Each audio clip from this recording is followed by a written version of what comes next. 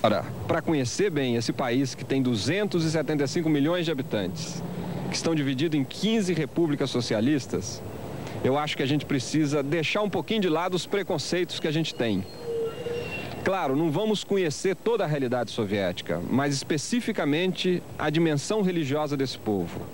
Como é a vida das igrejas cristãs neste país que este ano completa 70 anos de socialismo. Todo conhecimento se faz destruindo os preconceitos que temos acerca da realidade. Esses preconceitos têm uma função de deturpar a realidade, não nos deixar ver a realidade e a verdade assim como ela é.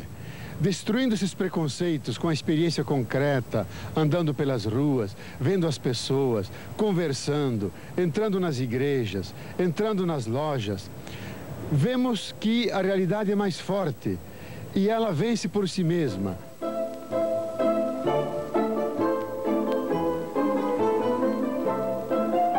União Soviética. Muita história contada, mas pouco se viu desse lado do mundo onde estamos entrando agora. A convite da Igreja Ortodoxa Russa, os teólogos brasileiros Leonardo Boff, seu irmão Clodovis Boff, o dominicano Frei Beto, o representante da Igreja Congregacional Jeter Ramalho e o sociólogo Pedro Ribeiro de Oliveira vieram conhecer a situação das igrejas na União Soviética e relatar aqui o que é a teologia da libertação para os povos da América Latina. Foi a primeira visita de um grande grupo de teólogos latino-americanos à União Soviética.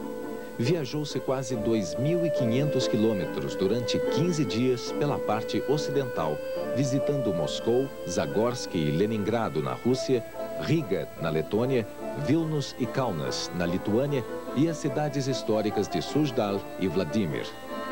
Afinal, como se vive atualmente a religião no socialismo? Como as igrejas cristãs convivem com o socialismo real? É o que vamos buscar.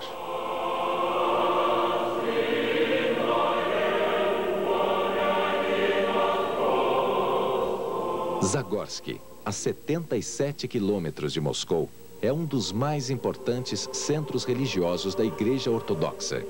É local de peregrinação e devoção. Neste mosteiro, fundado em meados do século XIV, está a Laura de São Sérgio da Santíssima Trindade. Várias igrejas, a Capela de São Basílio, construída por Ivan o Terrível, um museu com 4.000 ícones e uma academia teológica. Nas festas litúrgicas, a música coral é entoada por famosos cantores do Teatro Bolshoi. Na União Soviética, convivem 45 crenças religiosas. A mais importante é a Igreja Ortodoxa Russa, que em 1988 comemora o primeiro milênio, marcado pelo batismo do príncipe Vladimir no século X, quando então se proclamou o cristianismo ortodoxo como religião do Estado. Católica. Uma igreja muito isolada, uma igreja que não tem raízes na alma e nas tradições culturais e espirituais do povo soviético. Uma igreja que sofreu porque se aliou aos regimes burgueses que predominaram, que governaram a Letônia e a Lituânia entre 1919 até 1940.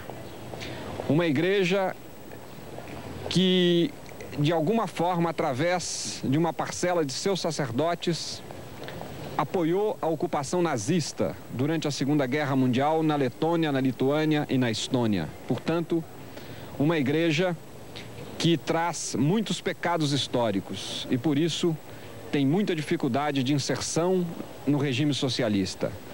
Porém, o próprio bispo auxiliar da Lituânia, Monsenhor Ladislau, nos disse que vê com esperança, com otimismo, a glasnost, ou seja, o processo de democratização da União Soviética promovido por Mikhail Gorbachev. E nós fomos bem recebidos como irmãos, porém percebemos que essa Igreja Católica ainda é pré-conciliar, não chegou à teologia do Vaticano II, não chegou à modernidade no catolicismo e está bastante longe da teologia da libertação.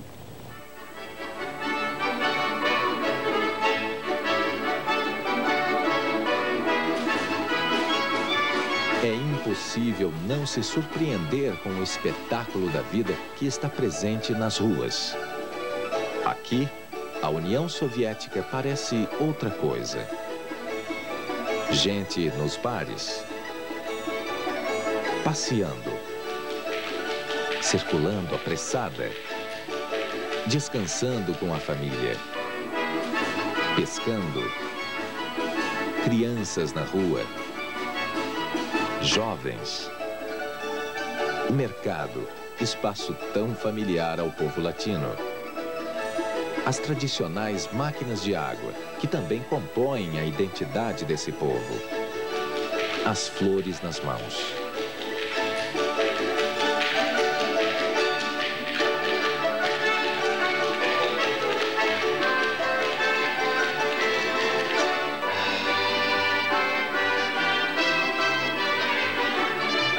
A Rua Arbat, o calçadão de Moscou, é um desses lugares agradáveis para se passear num final de tarde de clima cálido.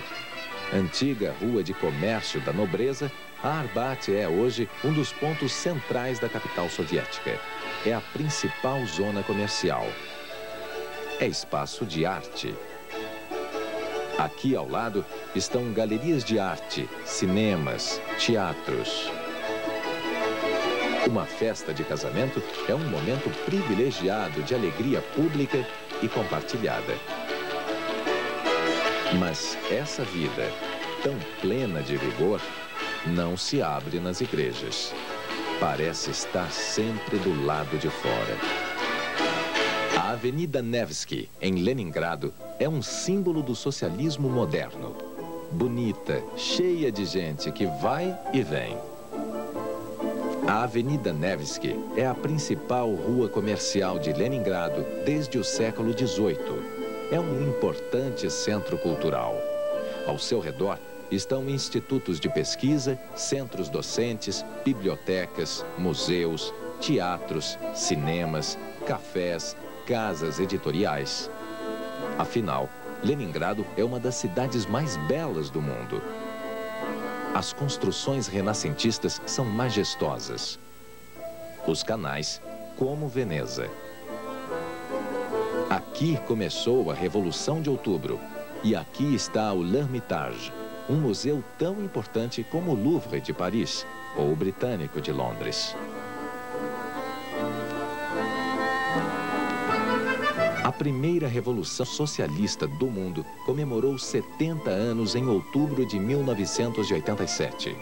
O povo soviético, assim como o norte-americano, sente profundo orgulho de sua história e de sua cultura. Eles se sentem orgulhosos de terem derrotado Napoleão, de terem construído a sociedade socialista sem passar pelo capitalismo, de terem derrotado o nazismo e de serem grande potência mundial. Todo esse orgulho tem a ver com o momento em que Lenin e seus seguidores, em 1917, decidiram pegar a história na mão e mudar o seu curso para o lado dos oprimidos. A situação do povo na época era de miséria e opressão. A revolução começou em Petrogrado, atual Leningrado, onde a classe operária era mais numerosa. Aqui, Lenin criou a União de Luta pela Emancipação da Classe Operária, que se transformou no Partido Bolchevique e depois no Partido Comunista. Lenin, que havia estado durante 10 anos no exílio, voltou disfarçado para Petrogrado em abril de 1917, descendo na estação Finlândia. Com a morte de Lenin, em janeiro de 1924, o poder passou para Stalin, que governou a União Soviética com poderes quase absolutos até a morte. Stalin iniciou a industrialização acelerada em todas as áreas e promoveu profundas e contraditórias mudanças. Outros governos se sucederam. Khrushchev, Brezhnev. Mas com Mikhail Gorbachev, a União Soviética começa uma outra etapa. E é por causa da reestruturação que os teólogos brasileiros chegaram à União Soviética. Você, como soviético, está encarando esse processo de abertura promovido pelo Gorbachev aqui nesse país? Para mim é uma opinião minha pessoal. é uma nova revolução que agora estamos vivendo nesse país. A primeira revolução, como vocês sabem, fizemos em 1917 e agora vivemos numa nova revolução. E todo o povo, a maioria do povo, claro que há gente que está contra a renovação, contra a abertura que vivemos agora nesse país, mas a maioria do povo está apoiando as medidas do nosso governo, dos nossos dirigentes. Em que essas medidas do Gorbachev estão mexendo na vida do povo? O que mudou? Como era antes e o que está sendo agora? Um exemplo bem evidente. Como vocês talvez sabem, que o nosso país ocupava um dos primeiros lugares de consumo de bebidas alcoólicas. Há 2 anos que já foram feitas diferentes medidas e nós mesmos já vimos que essas medidas influíram muito na luta contra o alcoolismo do nosso povo. A situação melhorou bastante. Isso se nota e qualquer pessoa com a qual você pode falar na rua pode lhe explicar o mesmo. Outros problemas, como por exemplo, o problema da droga, que antes nós dizemos que não existe, e assim nós mesmos essas doenças metimos no fundo. Agora, em qualquer diário, em qualquer jornal, você pode ler sobre esse problema, sobre as medidas que se realizam para resolver esse problema. E uma coisa, vocês soviéticos têm muito ódio dos norte-americanos. Como é essa relação dos soviéticos com o imperialismo norte-americano, com os gringos, como a gente diz lá no Brasil? Não, sabe, ódio como ódio não. Não gostamos muito de gringos, isso é verdade. Mas eu acho que latino-americanos, porque estive na América Latina, não gostam aos gringos mais que nós. Porque estão mais cerca e nós estamos mais longe.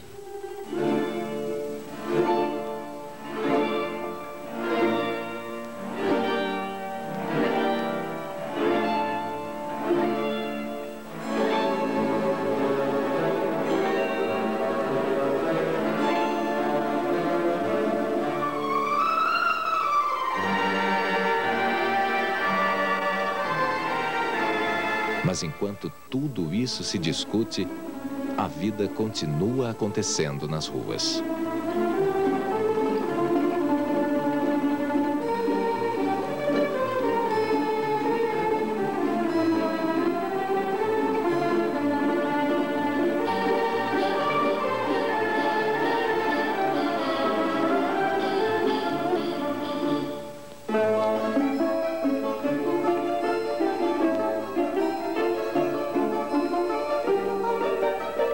Viagem pela União Soviética, a gente tem algumas interrogações que a gente leva consigo para o Brasil. Interrogações modestas porque a gente não conheceu toda a realidade soviética, sobretudo o mundo do trabalho, o mundo da organização política. A gente ficou mais no nível da igreja, da religião. Contudo, sobram algumas perguntas grandes. Em primeiro lugar, existe o grande desafio da igualdade para nós no Brasil. A gente vê aqui a igualdade como uma possibilidade histórica. É possível fazer uma sociedade igualitária. Na rua a gente não vê praticamente diferença entre madame e empregada, porque elas evidentemente não existem, né? De modo que esse grande desafio da igualdade que a gente procura viver no Brasil, aqui a gente vê de certa maneira concretizado. Esse primeiro grande desafio.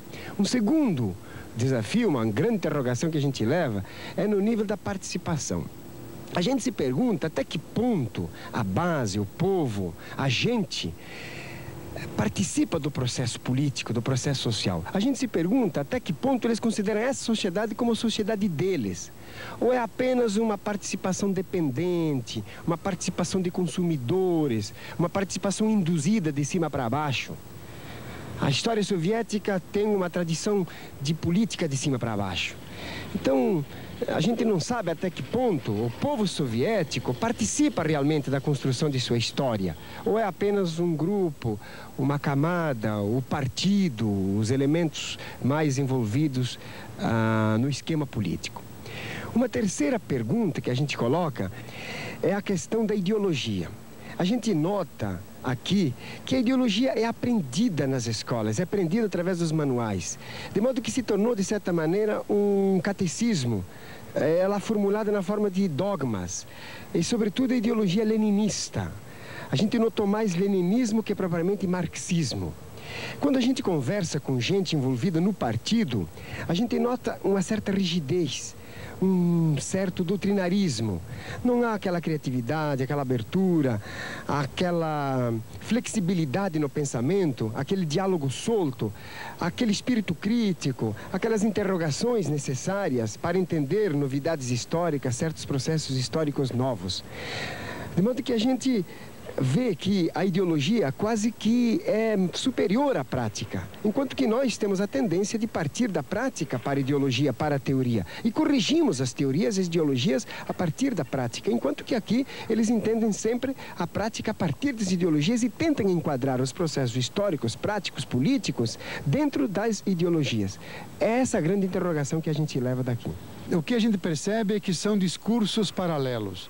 Por um lado está a igreja, por outro lado está a sociedade. E nós gostaríamos de ver aquilo que descobrimos na América Latina, que o reino de Deus está para além das igrejas, Deus vem misturado com as coisas, e está nas pessoas, e todos os avanços que se fizeram na sociedade socialista, em termos de promoção da vida, garantir a saúde, a casa, o trabalho, o bem-estar para as grandes maiorias, numa linha de igualdade, são manifestações do reino de Deus. Então o reino de Deus não passa apenas na igreja, não está só nos corações das pessoas, está na grande sociedade. E o mediador para esse reino não foram as igrejas, foram aqueles que se apresentam como ateus. E na verdade se fizeram instrumentos na mão de Deus para realizar uma obra que vem na direção do projeto de Deus. O projeto de Deus é garantir a vida, expandir a vida, criar fraternidade. E nós podemos dizer que aqui, na União Soviética, encontramos mais manifestações do reino de Deus na sociedade do que na igreja. É certo que a igreja tem o discurso do reino de Deus. Ela fala de Deus, do seu reino, ela celebra a sua presença no mundo, mas ela não se adapta suficientemente aos processos sociais e históricos que levam avante essa grande causa de Deus. Então, se por um lado constatamos que as igrejas existem, elas estão vivas, os espaços religiosos estão cheios, mas gostaríamos que elas estivessem mais abertas, com todas as janelas sobre a sociedade soviética, que dentro dessa sociedade houvesse uma proposta cristã, um desafio profético, para que o socialismo também compreendesse esse dado religioso que está na profundidade da alma humana, que a religião não é alienação, que o ateísmo não é uma consequência da ciência, que tudo isso, na verdade, é um grande equívoco, que talvez provocado por nós cristãos, que não soubemos nos engajar nas grandes causas da justiça, mas que hoje, depois de 70 anos, feita a infraestrutura justa, garantida a vida, se pode recolocar a função das necessidades últimas do ser humano, das interrogações radicais, do sentido da vida. Penso que as igrejas aqui devem colocar ao Estado, à sociedade soviética, essas questões que nós temos colocado nas nossas sociedades latino-americanas e que nosso povo as encontra já vividas nas suas comunidades, onde ele mata a sua sede de Deus.